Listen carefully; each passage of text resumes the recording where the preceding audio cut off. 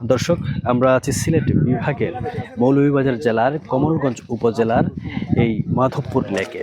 এখানে এসে একজন বিস্ময় আমরা বলি আজব এক মানুষের সন্ধান পেলাম, যে মানুষ শুধুমাত্র বাঁশির টানে বাঁশি শিক্ষার জন্য নিজের 3 বিঘা জমি বিক্রি করে শুধুমাত্র বাঁশি শিখেছেন। তিনি প্রায় 40 বছর কাটিয়েছেন এই বাঁশির সাথে। আর এই মাধবপুর লেকে তিনি বাঁশির ব্যবসা করছেন প্রায় 10 বছর যাবৎ। স্ত্রী এবং 4 সন্তান নিয়ে তিনি এইখানে বাঁশি বিক্রি করে ভালোই আল্লাহর রহমতে দিন কাটাচ্ছেন।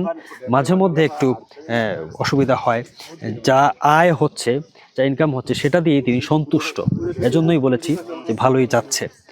ভগবানের কাছে উনি বলছেন যে ভগবানের অশেষ কৃপা, উনি ভালো আছেন।